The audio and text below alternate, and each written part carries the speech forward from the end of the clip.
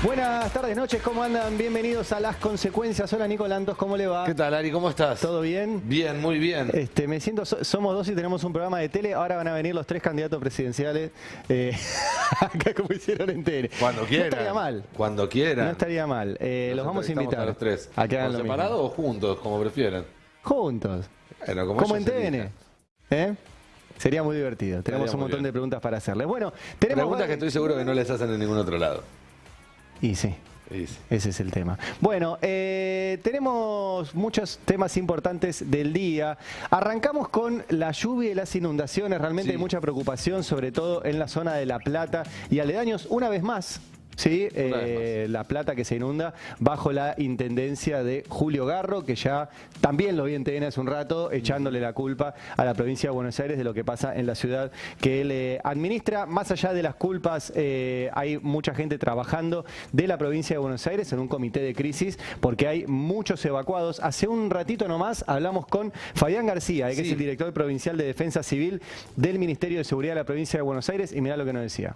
La situación en la provincia es que a partir de, como todos vieron, ¿no? Y como lo vivimos también, a partir del mediodía de ayer, comenzaron las lluvias, las tormentas, algunas intensas ya en el día de ayer, pero a la madrugada, durante el día de hoy, fueron muy intensas, ¿no?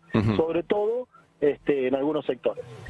No tuvimos demasiados impactos, algunos muy puntuales en Villa Gesell, algunos en la zona norte con caída de granizos, pero daños registramos en Villa Gesell con algunas voladuras de techos y personas que se autoevacuaron, pero sí tuvo una situación de bastante crítica, importante en la ciudad de La Plata, ¿no? En la zona de los Hornos de la ciudad de La Plata, al oeste de la ciudad, en lo que es toda la vera del arroyo El Gato y sus afluentes, ¿está bien? Así que ahí estábamos todavía con un trabajo intenso.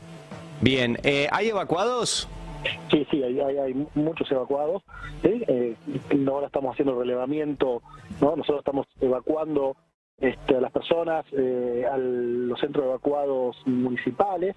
Hoy a la mañana nuestro gobernador Axel Kicillof dispuso que comienza a funcionar el comité de crisis de emergencia de la provincia de Buenos Aires. Ahí están todos los ministerios y articulando con el gobierno municipal. Bien, ahí estaba Fabián García, el director de Defensa Civil de la provincia de Buenos Aires. Alrededor de 500 evacuados. Lo que nos decía también es que no es la situación, ¿se acuerdan de hace 10 años? No, la inundación que hubo, que generó muchísimos muertos. No, pero sí obviamente muchas personas afectadas todavía en este momento. Sí, y no lo es, siendo que se registró una precipitación incluso más aguda que en aquella ocasión. Fue récord hoy. No solamente fue el día con mayor precipitaciones en la historia de la ciudad de La Plata registrado, sino que esas precipitaciones se condensaron en 8 horas. Claro. Es decir, estas 8 horas de tormenta, comparada con 24 horas de cualquier tormenta anterior, y fue superior, bueno, por eso fue que también se vieron algunas de estas imágenes lamentables y que siguen, es un tema que está sucediendo en este momento, sigue habiendo gente evacuada, sigue habiendo familias en esa situación y en un rato seguramente tengamos alguna nota para profundizar cómo continúa esa cuestión. Bien, retomamos, ayer estuvo Sergio Massa en televisión, la primera vez que ahora que justo hablábamos al final del programa de que ya nos parecía que era hora de que apareciera alguna figura importante de Unión por la Patria. Habían pasado ya 3 días del resultado electoral de las PASO. Apareció Sergio Massa y empezó a anticipar algunos anuncios económicos. Así es, apareció Sergio Massa en su primera entrevista después de la elección y entre varios mensajes que dejó confirmó algo que ya se venía diciendo, que es que después de esta semana en la cual el esfuerzo está puesto en contener la suba de precios tras la devaluación del lunes pasado, la semana que viene va a haber anuncios que van a tener que ver directamente con los ingresos, con el bolsillo, y incluso enumeró algunos de los que se están estudiando. Está claro que el parteaguas acá es la llegada de 8.000 millones de dólares del del Fondo Monetario Internacional, ¿sí? Que tienen que ver con los desembolsos que se fueron retrasando durante este año. Esto es en una semana. Esto es el 23, el miércoles se juntan y girarán el día después, qué sé yo. No, es en el momento, apretan el botón y entra. Es como ayer más en la entrevista le preguntaron, bueno, ¿va y vuelve con la plata? Dijo, no me hagan decir como a Patricia Bullrich que la plata está dentro del banco. No la traen el avión, se ejecuta. ¿Por qué? porque eso es lo que va a permitir tener más herramientas para que el Ministerio de Economía intervenga en el mercado, para que todo ese dinero que se vuelque no termine yéndose rápidamente por la canaleta de más suba de precios y de más suba del dólar, de la presión a los dólares paralelos. Por eso es que habló de un plan en 2 etapas y podemos repasar una primera etapa, insistimos, en estos días hasta el acuerdo con el fondo, que tiene que ver con contener y volver a estabilizar una situación que se desestabilizó después de las PASO, por las PASO y también por la devaluación. Entonces ahí tenés una parte que es acuerdos de precios con alimentos, como el que se alcanzó con la cadena de la carne hace un par de días, con energía, como se está trabajando por estas horas, con supermercados, que también está alcanzado, a través de incentivos fiscales, entre otras herramientas, la posibilidad de exportar, la posibilidad de acceder a dólares para importar y otras herramientas que explicábamos ayer, el mecanismo que ponía sobre la mesa el Ministerio de Economía. Todo esto es hasta el 23. Sí. El 23 se produce el desembolso y ahí empieza la parte de los anuncios más, bueno, lo que estamos esperando, y no solamente de la campaña, sino desde hace casi un año o más de un año. Y ahí, en esa segunda etapa, según ayer explicó Massa en esta primera aparición televisiva, ¿qué se va a apuntar? Se va a apuntar una suma fija, ¿sí? Todavía no está la cifra. Ayer Hugo Yasky nos hablaba de 70.000. 70.000 decía Hugo Yasky, 80.000 dicen desde ATE también. Sí. La CGT no se pronuncia. Todavía no sobre se ha pronunciado el tema puntualmente. Héctor Daer y Carlos Acuña sí ha dicho que quería una suma fija a Pablo Moyano en su momento, y desde el CEPA habían calculado sin la última devaluación 62.000, el tema que tenés que sumarle ahora la devaluación del 20%, así que andaría más o menos entre 70 y 80.000 pesos. Bueno, ahí esos son los números que hicieron distintos, desde consultoras, centros, estudios y demás. Entiendo que el número que se estaba manejando en economía por ahora era un poco más prudente, más allá de que no querían todavía dar un número, porque decían, tenemos que ver dónde terminan los precios esta semana para saber cuánto dar, porque parte de lo que va a agregarse es para recuperar justamente de lo que se perdió con este salto. Claro, ¿dónde terminan y dónde se los puede anclar? Y dónde, bueno, eso. Porque el acuerdo es retrotraer y anclar. Y sí. Es la idea. Pues si no, no va a haber recuperación. Si no, la recuperación es nominal, pero si te corren después la línea de llegada, ese es el problema. Es lo mismo. Ese es el problema. Y después otras medidas que anunció o anticipó ayer Sergio Massa, que tiene que ver con asignaciones familiares, tanto a UH como las asignaciones a los trabajadores formales, bono para jubilados. Otro bono. Otro bono para jubilados, sí, siempre con la idea de ir tratando de mejorar un poco la capacidad adquisitiva. Esa es la intención, por lo menos.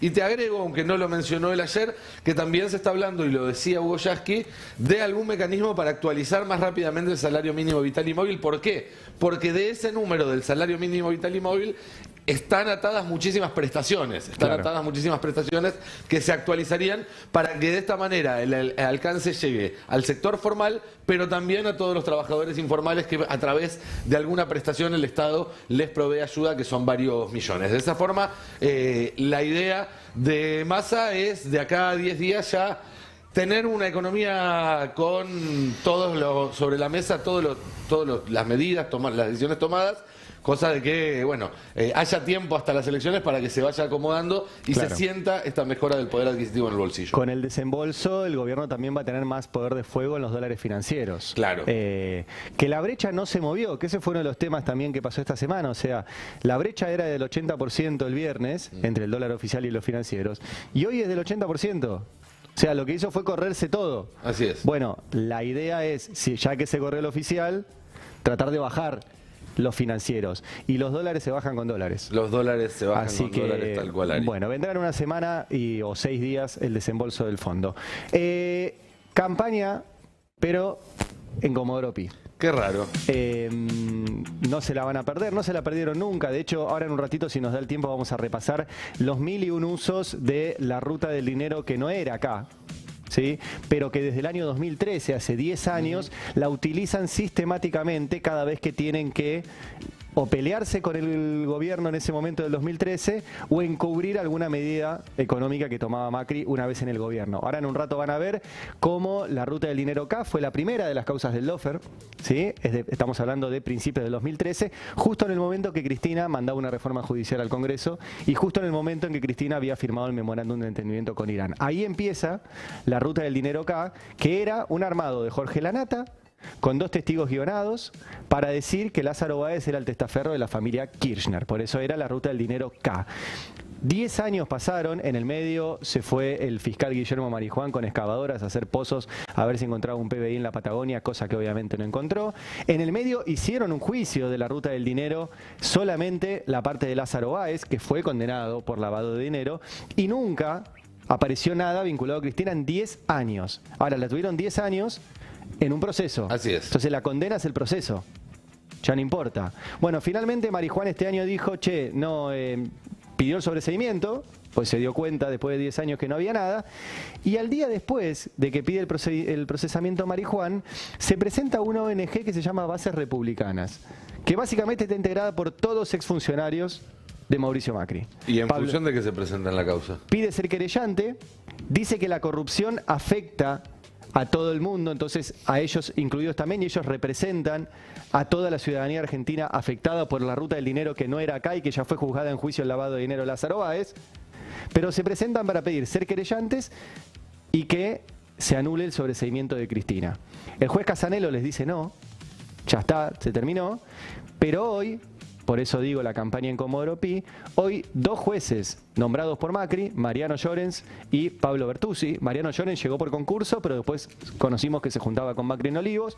Pablo Bertuzzi fue nombrado a dedo después de condenar a Amado Vudú, gracias al testimonio de alguien al cual Macri le puso un hotel en Mendoza que todavía tiene. Bueno, esos 2 jueces hoy dijeron, no, la ONG macrista puede ser querellante, y tengan en cuenta el pedido de que no sea sobreseída Cristina en la ruta del dinero que no era acá. Eso pasó hoy. Y hoy también la otra sala de la Cámara Federal dispuso que sí, que se analicen el celular de Gerardo Milman, también en una causa que involucra a Cristina, en este caso en el intento de magnifemicidio, ¿sí? Tarde. Y sí. Se van a cumplir 1 año del atentado a Cristina. La pista Milman es de incluso antes, porque 2 días antes del atentado, alguien lo escuchó decir a Milman, cuando la maten voy a estar camino a la costa. Hace 1 año que la justicia debería haber intervenido los teléfonos, agarrado los teléfonos de todos los que están involucrados, ni hablar de las pistas políticas. ¿Qué hizo la jueza Capuchetti? Negarse sistemáticamente a seguir la pista política. Bueno, es la jueza que cobra un sueldo de la Ciudad de Buenos Aires, ¿no? Estaba en el Instituto de la Policía porteño. Que manejaba Alessandro, sí. El de los chats. Sí. Y así podemos seguir jugando. No, si empezamos a hacer hilos, la jueza andaba paseando por las oficinas de la CIDE mientras estaba concursando y finalmente fue designada por Mauricio Macri y mil etcétera. Pero bueno, la jueza siempre se negó. Finalmente hoy le dijeron, no, mirá el celular de Milman ahora. ¿Qué va a haber en ese celular después de 1 año? No se sabe. Y un detalle más. Milman es diputado. Sí. Tiene ley de fueros. Por lo tanto, no se puede agarrar el diputado de Milman, el celular de Milman, a no ser que él lo entregue, cosa que no hizo, o que la Cámara de Diputados acepte que le revisen el celular. Bueno, va a ser un lindo debate ese.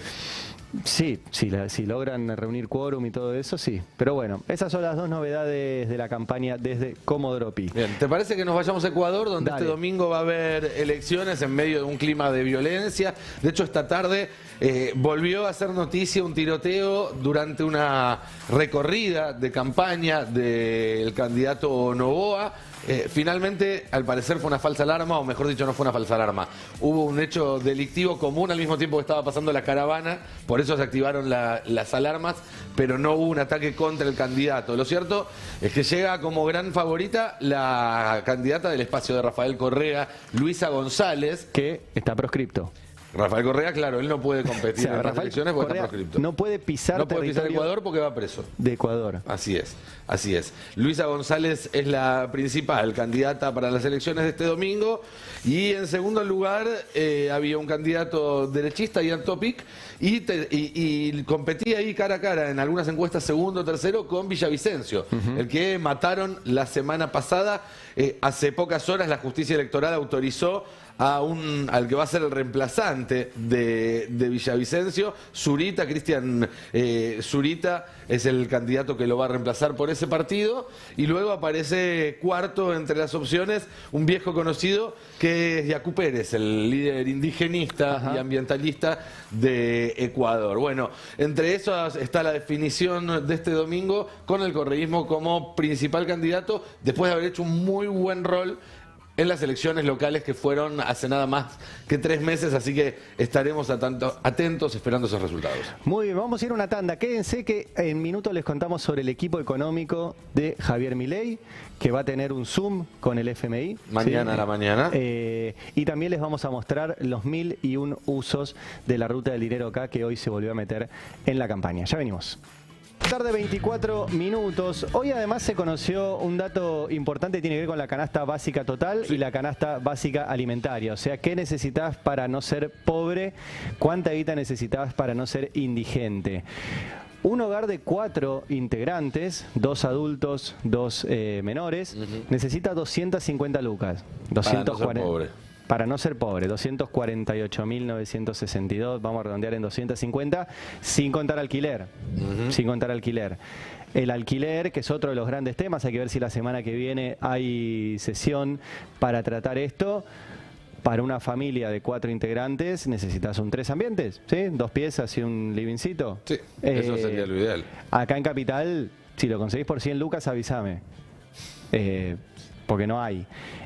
O sea que le tenés que sumar 100, 150 lucas a esas 250. Redondeamos en 350/400 lucas para no ser pobre. O sea que cada uno de los adultos de esa familia necesita 200 lucas. Sí. 200 lucas. Por eso hay mucha insistencia de que aunque llegue tarde, pero que llegue lo que le van a decir en los medios que es el plan platita. Yo es más, lo presentaría así.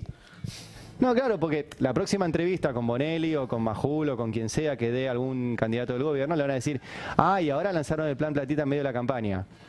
Sí. ¿Qué más le querés? ¿Qué más? Sí. ¿Sí? O sea, la gente necesita plata. ¿Viste que está muy de moda entre los economistas ortodoxos decir que sobran pesos? Sí. Que hay muchos pesos. Sí. Bueno, ¿dónde? Porque a la gente no le sobran. Exactamente. En todo caso, lo que hay es una mala distribución de los pesos.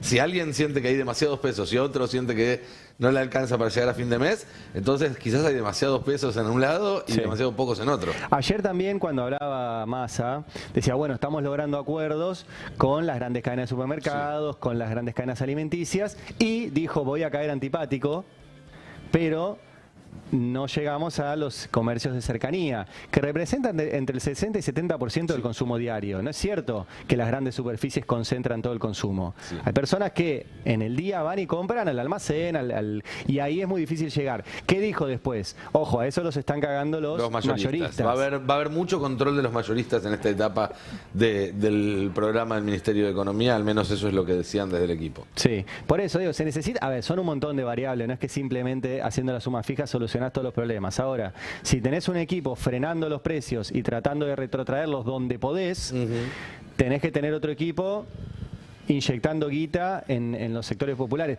Mira, es así, aunque no tenés Ari, votos, o sea, es una cuestión... Es así, si vos tenés que hacer que deje de entrar agua al bote con las manos, necesitas muchas manos. Totalmente. Y una cosa más, ayer lo escuchaba Navarro y hoy estoy muy de acuerdo con que Massa necesita recibirse de peronista, dijo. Sí. Animarse a dar ese paso. Yo lo veo yendo a buscar votos por fuera del peronismo, cuando en principio tendría que buscar los votos en el peronismo. Y hay mucho peronista que no fue a votar o votó otras opciones. Yo iría primero, si para entrar a un balotaje, iría a buscar todos, ¿no? Pero el voto peronista... Todos menos los que ya están convencidos. Claro, bueno, pero ayer parecía que estaba buscando los votos de radicales.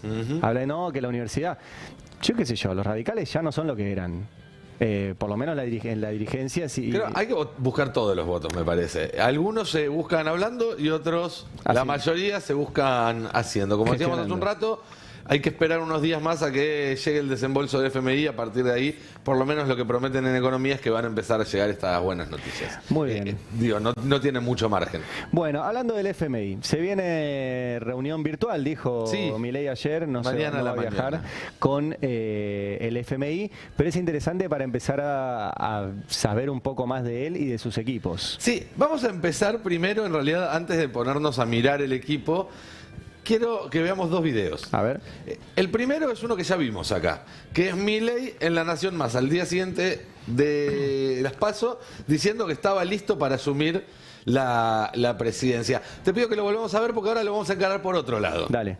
Mañana nosotros estamos. ¿Vos ya tenés ahora los equipos listos para asumir? Sí, nosotros igual estamos... es el 10 de diciembre. ¿Y por qué te llamarían mañana? Porque es raro que digas eso, si me llaman mañana. Bueno, porque esto ya pasó antes, ¿no? Pasó cuando Alfonsín se fue 6 meses antes. Pero no hay posibilidad de que pase eso. Yo tengo que estar preparado por si llegara a pasar. ¿Vos crees que Massa va a seguir siendo ministro de Economía hasta que termine el mandato, Alberto? No lo sé, es una decisión de él. No creo que lleguen a hacer algo tan irracional como eso porque puede precipitar una crisis política aún mayor. Yo sé que no hay tiempo. Ya está, me mata Majul. Dale, última, pero muy corta. ¿De verdad ves chance que te llame el gobierno y que termine antes? Yo no lo descarto. Digo, Alfonsín se terminó yendo 6 meses antes. Bien, ahí decíamos, había una opereta, ¿no? Cuyo objetivo era instalar la idea de que este gobierno no terminaba. Sí. Y está claro que esto fue así, está tan claro que esto fue así, que horas más tarde le hacían una entrevista al flamante jefe de asesores de Javier Milei y lo primero que le preguntaban es, ¿usted está armando el equipo? ¿Quién es el jefe de asesores? Carlos Rodríguez. Ahora en un rato te voy a contar quién es. ¿El del SEMA? El del SEMA. Pero veamos lo que le contestaba Feynman Carlos Rodríguez cuando le preguntaba a Feynman por los equipos de Milei. Maestro, gusto de ver. Bien, igualmente. ¿Qué decís? ¿Con Milei usted coordina los equipos económicos? Vamos a empezar, esto cayó como un meteorito, digamos. ¿Esto ahora está a 5 minutos de ser presidente o estar en la segunda vuelta? Hay que laburar, está 2 meses.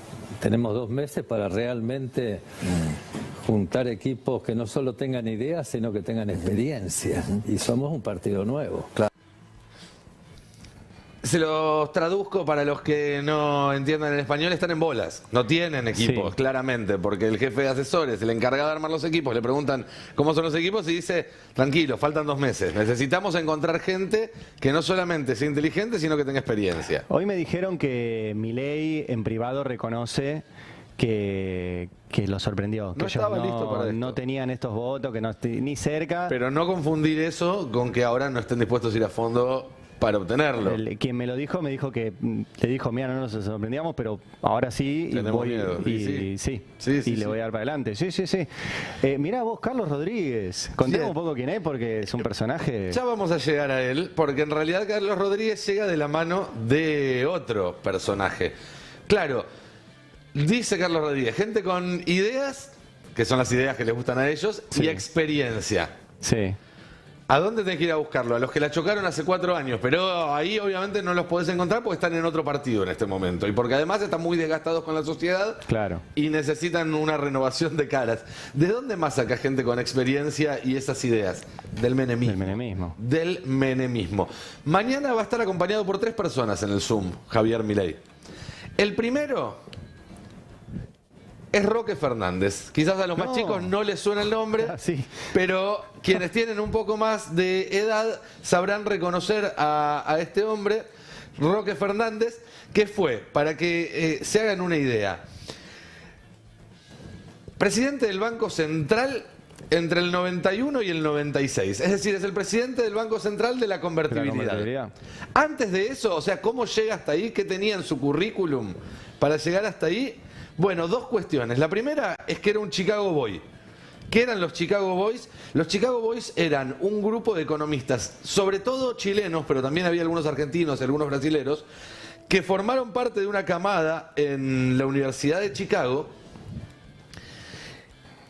que estudiaron con los popes del liberalismo clásico allí. Fue el semillero de prácticamente todos los ministros de Economía de Pinochet. y algunos ministros de otras áreas en Chile. Y además fue como consultor en el año 89 Roque Fernández, el autor del Plan Bonex. El mismo Plan Bonex que mencionó ayer Massa y que consistió básicamente en cambiar toda la plata que tenía la gente en el banco por papelitos que valían menos. Eso fue el Plan Bonex y sobre eso se cimentó la convertibilidad. El 1 a 1 vino después de un gran saqueo. ¿Se acuerdan que Cristina hace poco en un acto lo dijo?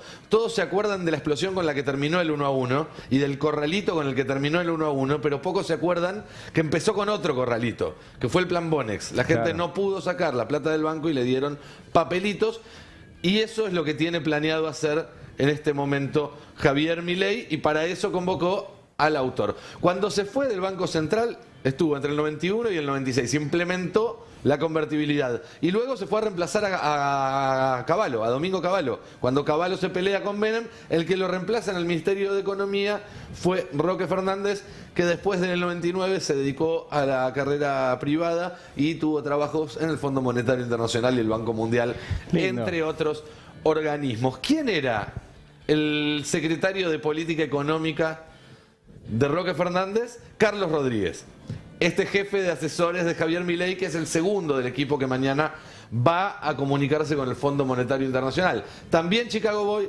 también surgido de la misma cantera, secretario de Política Económica o número 2 del Ministerio de Economía entre el 97 y el 98, y ustedes dirán, ¿por qué del 98 si Menem y Roque Fernández fueron en el 99? Bueno, porque en el 98 propuso privatizar el Banco Nación y cuando le dijeron que no, se ofendió y se fue.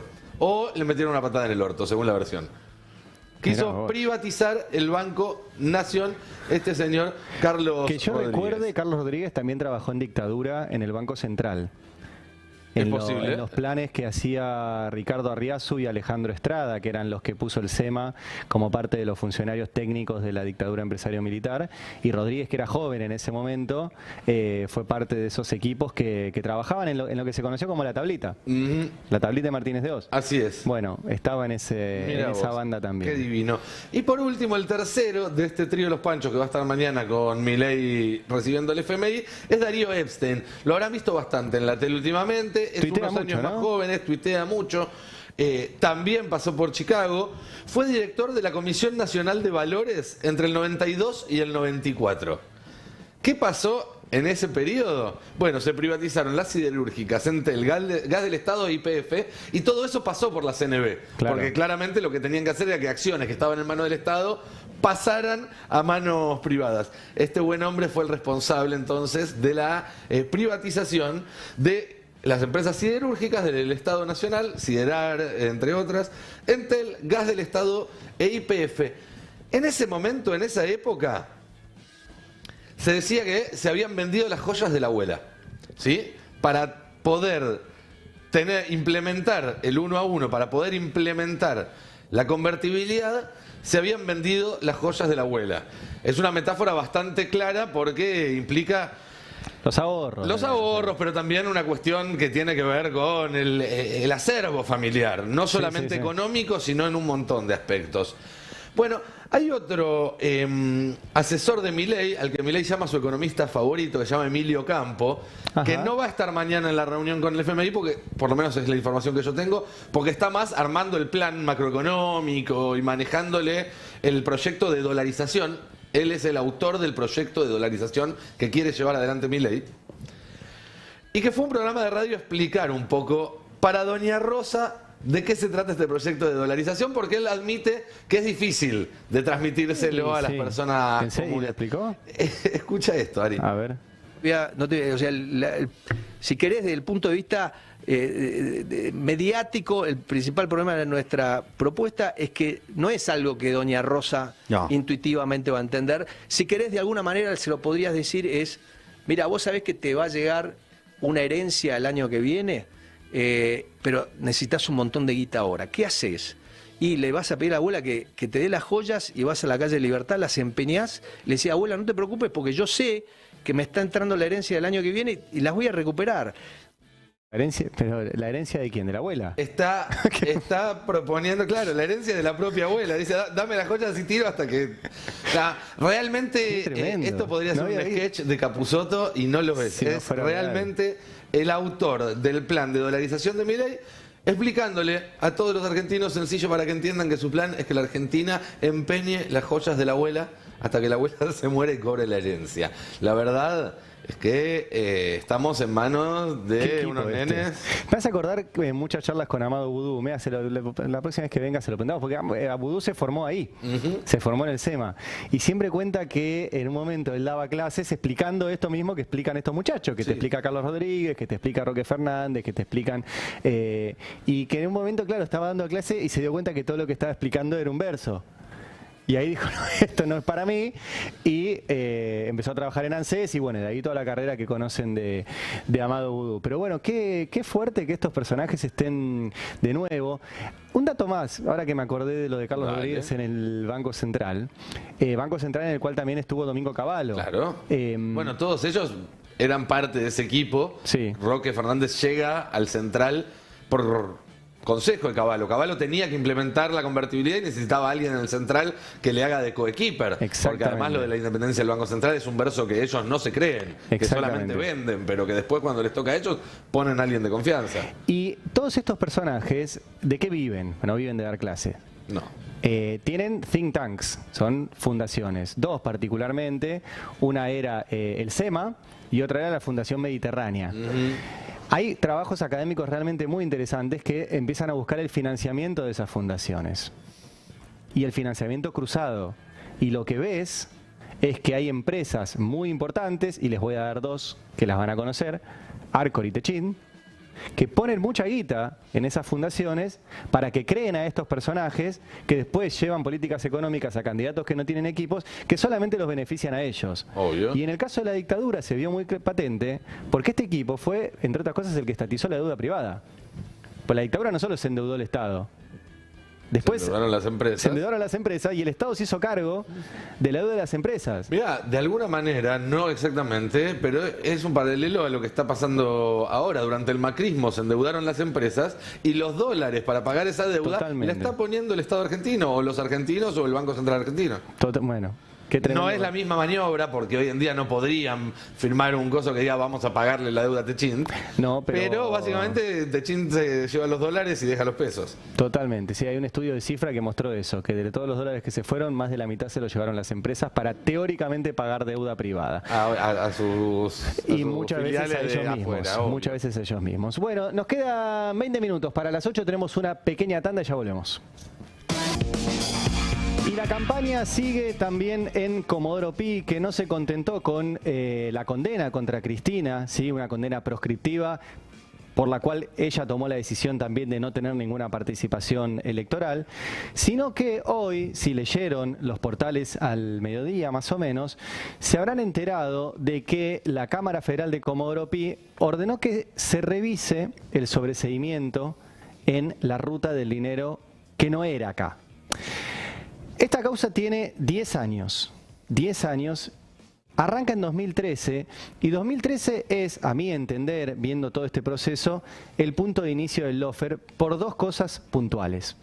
Primero, porque al inicio del 2013 Cristina firmó el memorándum de entendimiento con Irán, que era la única posibilidad de tener algún tipo de avance en la investigación por el atentado a la AMIA, que estaba trabada en ese momento y que está trabada 10 años después en el mismo lugar, porque entre otras cosas ese memorándum permitía que se indagara en Irán a los imputados iraníes. Eso era lo único que permitía ese memorándum, que finalmente no se aplicó, pero es de principios del 2013.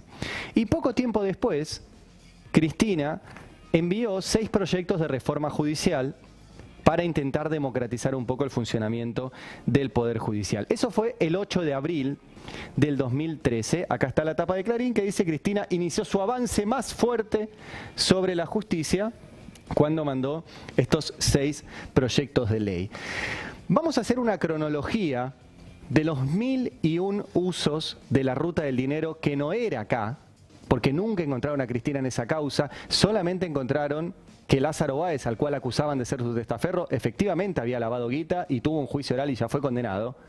Pero hasta el día de hoy la tienen dando vueltas en un expediente donde la condena es un proceso de 10 años sin resolución. Les decía, 8 de abril es esto, Cristina manda los proyectos, 8 de abril del 2013. 14 de abril del 2013, ¿sí? 6 días después, La Nata vuelve a la televisión y en su primer programa, justo a tiempo, justito, lanza lo que mediáticamente se conoce como la ruta del dinero K. ¿Con qué? Con estas imágenes y con 2 testigos que supuestamente habían participado de esto, que estaban guionados por él, que eran Leonardo Fariña y Federico Eláscar. Fariña, que fue el autor de la frase "se robaron un PBI", con la cual el fiscal Guillermo Marijuán se fue a la Patagonia con un montón de grúas a hacer agujeros a ver si encontraba algo, obviamente no encontró, y con Federico Eláscar, que ustedes se acordarán que el sindicalista Barrio Nuevo dijo en el programa de Fantino, yo lo tuve guardado para armar todo esto. Bueno, coincidencia, Cristina anuncia una reforma judicial, La Nata lanza la ruta del dinero K, 14 de abril. 17 de abril, 3 días después, la Cámara Civil y Comercial dijo que el artículo clave de la ley de medios era inconstitucional. Pero el mismo día, miren de qué hablaba Clarín. La justicia ya habla de asociación ilícita en el escándalo de Lázaro Báez. Con esa carátula, el juez envió la causa al fiscal, ¿sí? O sea, el mismo día, Clarín logra un fallo judicial a favor y en realidad 2, porque la mete a Cristina en una asociación ilícita. El 18 de abril, al día siguiente, fue una gran marcha, el 18A, organizada contra el gobierno en ese momento de Cristina, y las consignas eran contra la corrupción y el avance sobre la justicia. Lo mismo que había puesto Clarín un día antes. Todo esto siempre fue por plata. El lawfare es una política económica donde las causas judiciales son la táctica, la estrategia son las condenas y el objetivo final es mejorar los balances de las corporaciones económicas y ahora van a ver, de los fondos buitre. Porque en medio de todo esto también estaba la negociación con los fondos buitre y está cruzada todo el tiempo por la ruta del dinero K. Vamos a octubre del 2014, 9 de octubre del 2014, para que vean de qué les hablo. Contraataque buitre. Revelan más cuentas de la ruta del dinero K. ¿Qué tenían que ver los buitres con la ruta del dinero K? Bueno, los mismos buitres que, por ejemplo, financiaban las campañas diciendo, y vuelvo al inicio de todo esto, que la Argentina se había asociado al Estado terrorista de Irán. ¿Qué le importaba a los buitres el atentado a la AMIA? Ni en la ruta del dinero K ni en el atentado a la AMIA les importaba nada el caso. Lo único que les interesaba era limar a un gobierno que perdiera las elecciones para que el gobierno que venía después, les pagara lo que pedían y más. Y efectivamente pasó, y ahora les voy a mostrar cómo la ruta del dinero K se usó para tapar el negociado con los buitres, por el cual Macri les entregó más de lo que pedían. Nos vamos al 15 de marzo del 2016, ya gobierno de Macri. El 15 de marzo la Cámara de Diputados tenía que aprobar el pago de los buitres. El mismo 15, Clarín publica el video de la financiera La Rosadita, que es otro capítulo del armado de la ruta del dinero K. ¿Sí? Mientras se discutía en el Congreso, Clarín salía con el video de la imagen que al otro día publicaron en esta tapa que estamos viendo ahí. El mismo día. ¿Casualidad? No. 16 de marzo, al día siguiente, citan a indagatoria al hijo y al contador de Lázaro Báez por bolsos con plata. O sea, mientras el Congreso de Macri empezaba a debatir cuánto le pagaban a los fondos buitre, Clarín te largaba el video de una financiera donde se contaba plata, como en cualquier financiera que se cuenta plata. 31 de marzo del 2016, el Senado votaba el pago de los buitres. Mientras sesionaba el Senado, Macri estaba en TN, bueno, era más o menos lo mismo, en TN, y prometía impulsar la ley del arrepentido. 13 de abril, por ahí ustedes se acuerdan, el 13 de abril del 2016, todo esto pasaba en poquitas semanas. 13 de abril de 2016. ¿Por qué me suena? Bonadío citó a Cristina a 8 indagatorias. Con razón. Fue A el 8 día indagatorias. del famoso acto de Cristina, ¿no? En Comodoro Pi. Exactamente. Pero ¿qué pasaba el 13 de abril? La justicia de Estados Unidos destrababa el pago de los fondos buitre. O sea, mientras te distraían con 8 indagatorias a Cristina, se destrababa el pago de los buitres. Se destrababa el pago de los buitres. 19 de abril, 6 días más tarde, el gobierno de Macri toma deuda para pagarle a los fondos buitre. 16.500 millones de dólares. ¿Cuál fue la tapa de Clarín? Ruta del dinero K. Cayó el abogado prófugo de Báez. Mientras endeudaban al país en 16.500 millones de dólares, usaban una y mil veces la ruta del dinero K en tapa para decirte que este era el tema importante y no la deuda. 22 y 23 de abril, el 22 la Argentina le paga a los fondos buitre. Ese día se paga. ¿Cuál es la tapa de Clarín? Implican a 3 bancos y 9 financieras en la ruta del dinero K. Le estábamos pagando a los buitres y la tapa era la ruta del dinero K, que no fue K y que nunca había un K involucrado. El 23 de abril del 2016, finalmente Clarín pone en tapa. Argentina le pagó los fondos buitres y salió del default. Pero la foto de tapa, ¿cuál es? El abogado de Lázaro Báez, ahí lo tienen. La foto de tapa es el abogado de Lázaro Báez con casco. Así se usó 1001 veces la ruta del dinero K. Sigo. A los pocos días fue que Marijuán se fue a excavar al sur, ¿sí? En busca de un PBI enterrado. Que Una nunca de apareció. las mayores payasadas de la historia de la justicia argentina, sin ninguna duda. Sí. Y de las más costosas. Sí, una vez, ahora no me acuerdo, pero se hizo el cálculo de cuánta guita se patinó Marijuán en esa jodita. Obviamente Clarín lo puso en tapa e Infobae andaba con los drones que justo estaban por ahí y los agarraron.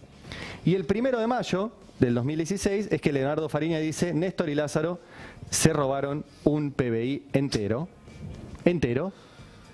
Y el 2 de mayo, al día siguiente, la ruta del dinero K, abrieron una causa Cristina y Máximo por enriquecimiento ilícito. En este caso, el juez Bonadío y el fiscal Rívolo. Fiscal Rívolo, que tiene a su cargo la causa por el atentado contra Cristina. Digo, esto es para que vean cómo se usó la ruta del dinero K para tapar el pago de los fondos buitre. Y hoy la usan de nuevo para la campaña. Nos quedan unos minutos y les quiero mostrar cómo se usó también para el otro negociado del gobierno de Macri, que fue el blanqueo. O sea, la amnistía para sus amigos que tenían guita sin declarar afuera y también para sus familiares, porque después los incluyó. El blanqueo se empezó a tratar en el Congreso después del pago de los buitres, el 2 de junio del 2016. 5 de junio vuelven a usar la ruta del dinero K y la tapa del diario Clarín, 3 días después de que empiecen a tratar eso, nueva pista de la conexión de Cristina con el juez Casanelo. ¿Por qué hacían esto? Porque Casanelo se negaba a hacer lo que hacían Bonadío y Ercolini, que era procesar y avanzar contra Cristina. Y por eso le decían tortuga. Por eso le decían tortuga. Pero fíjense, se empieza a tratar el blanqueo y Clarín te vuelve con la ruta del dinero K, queriendo involucrar a Casanelo en una falsa reunión que tuvo. En la época en la que les importaba si un juez se reunía con un presidente. Porque después dejó de importarles y pasó a ser lo más natural del mundo. No solo después, te spoileo ya un poquito el final de esto. El juez que hoy decidió que se revise el sobreseimiento de Cristina en esta causa es Mariano Llorens, que sí se juntó con Macri en la Quinta de Olivos, al revés de que Cristina, que nunca se juntó con Casanelo. Voy rápido. El blanqueo se trata en la Cámara de Diputados el 16 de junio. Se iba a tratar. 2 días antes, el 14 de junio, ¿vos te acordás qué pasó? ¿Qué pasó? José López y los bolsos. Claro. 2 días antes. Bien detenido, bien condenado José López, no tenía cómo justificar esos 9 millones de dólares que tenía. Ahora, comparemos los 9 millones de dólares con medio PBI que efectivamente tienen sin declarar argentinos y empresas argentinas fuera del exterior, y queda bastante chico. Finalmente, el 29 de mayo, el Senado aprueba la ley de amnistía fiscal para los amigos de Macri y los familiares de Macri. El 30, al día siguiente, la Cámara Federal ordena investigar a Cristina por la ruta del dinero K. O sea, esto está bien detallado en una nota que se llama Los 1001 usos de la ruta del dinero acá, que publicamos en el Destape, y lo que se ve es la cronología exacta en esta y otras causas entre políticas económicas de Macri, una el pago de los buitres y otra la amnistía para delincuentes que tenían la guita sin declarar, usando la ruta del dinero acá para taparla. Y hoy, que empieza de vuelta este nuevo tramo de campaña, después de 10 años de que no encontraron nada, una ONG que se mete ahora en la causa por la ventana pide que se anule el sobreseimiento de Cristina, y 2 jueces de Macri, uno Mariano Llorens, que se juntó con Macri en Olivos, y el otro el juez Pablo Bertuzzi, que fue puesto a dedo por Macri ahí, luego de condenar a Amado Vudú en otra causa armada y sostenida con un testigo al cual le pagaron un hotel que todavía tiene y explota en Mendoza. Estoy hablando de Alejandro Van der Breule. Pablo Bertuzzi, el juez, después de condenar a Vudú, fue puesto en la Cámara Federal. Y estos 2 jueces hoy deciden que se revise el sobreseimiento de Cristina, que llegó 10 años tarde. 10 años tarde y todavía no está resuelto. Bueno, de nuevo digo, porque no, yo creo en ese sentido que hasta Cristina se equivoca al pensar de que si no es candidata no la van a perseguir. A Cristina la van a perseguir siempre. Y van a utilizar estas causas, como las utilizaron durante el gobierno de Macri para tapar los desfalcos económicos, las van a volver a utilizar en campaña, y hoy arrancó. Clarísimo, Ari. La verdad es que no hay muchísimo más que agregar a este informe, donde se ve claramente esa correlación. Y déjame, para redondear, porque ya estamos terminando, volver a algo que nosotros decimos siempre. Si no te narrás, te narran. Totalmente. Y acá hay una narrativa construida a lo largo de años, lo cual la vuelve muy potente, y por eso es muy difícil ir en contra de ella con determinadas personas que vienen hace mucho consumiendo esto, pero también es necesario hacerlo porque claramente, como vos decís, lo van a seguir haciendo, si no. Exactamente. Bueno, 8 de la noche, nos tenemos que retirar. Quédense que ya se viene Argentina Política. Nosotros nos reencontramos el lunes, ¿no? Nos reencontramos el lunes, Ari. Tranquilo, nos reencontramos el lunes 7 de la tarde, claro, aquí en Las Consecuencias. Chau, chau. Chau. Un país unido por la radio.